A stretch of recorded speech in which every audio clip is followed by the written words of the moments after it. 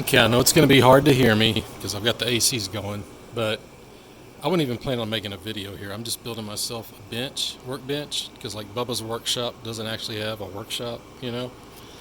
Um, but I just invented this method, which I'm sure other people have done it, but it just popped into my head, um, how to straighten these boards out, because I bought, this is all this wood, everything you see, and all this. And the nails, 3 boxes of nails, those whatever those metal things are called. You woodworking people would know. I'm clueless when it comes to wood stuff. I'm just kind of doing this all on the fly. But I've got maybe 220 bucks in this, and that's with 6 extra 2x6x10s that I'm going to use for something else later. Um, so this is the cheap wood. Right when you walk into Home Depot, that first stuff, I think it's called white trailer trash wood. I don't know what they call it, but it's cheap stuff. Anyway, it's working for what I need. The issue is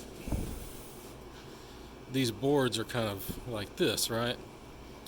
And like this. Well, that's why I put all these extra runners in here, or whatever you call these support things, so I could screw them down, and so this part I can just handle by just sucking the board down to the wood. Now, when I was at Home Depot, I took these things and I lay them on the side, and, you know, when I was there on their floor, they seemed flat, but when you start putting them here,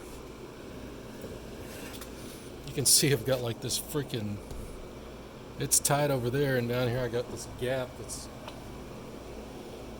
you know, very big gap. So what I've been doing, I did it once and it worked so good, I was like, I got to go, let's make a quick video of this. I'm using that jack. And I've got this sacrificial wood right here, or whatever you want to call it. It's just temporarily screwed into this.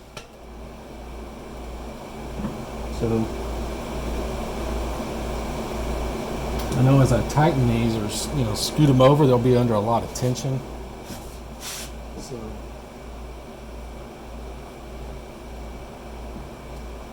my thought is having the glue help hold the board instead of just screws is probably a good idea. I don't know. It makes sense to me, so that's what I'm doing.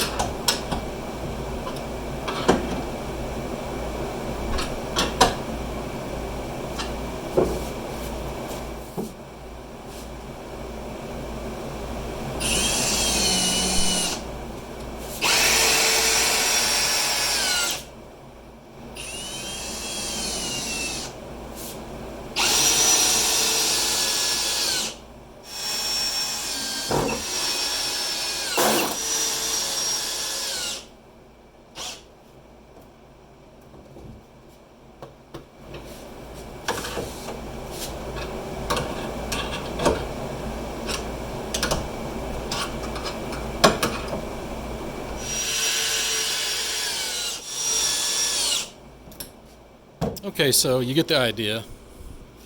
And like looks like I might have to do a little pushing down in this area right here. But I've already got the board there, so it won't be a big deal.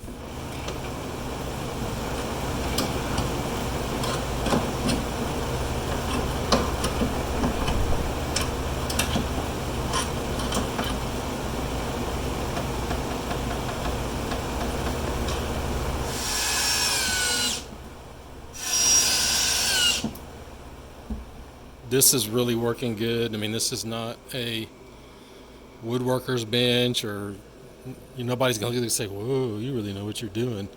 But it's very functional.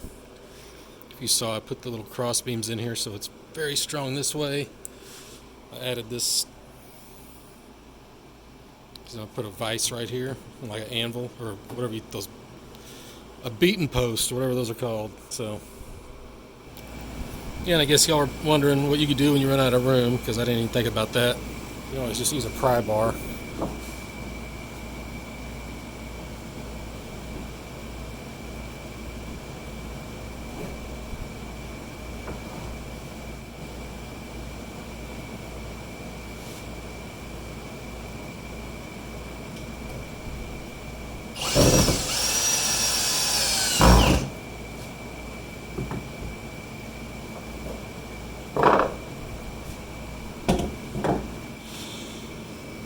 Okay, this last board needs to be bent too, and so another thing you can do is that board I was using for the jack, I just put one screw in right there, and using this clamp. So what I'm going to do is push on it, like every time I'm pushing on it, I'm going to squeeze the clamp. Hopefully I can inch it over, and actually what I'll do is I'll try to pick the board up and actually bring it on top of this one, so when it springs back, it's right there.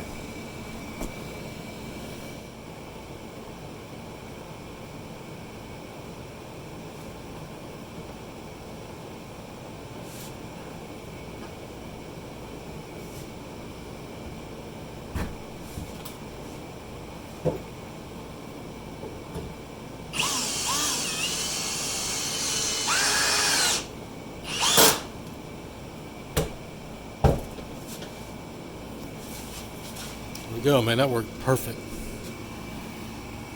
So there it is, Bubba's Workshop Workbench. I got some stuff to do on it too, so we finished putting screws in it, and hope this little tip helped you. See ya.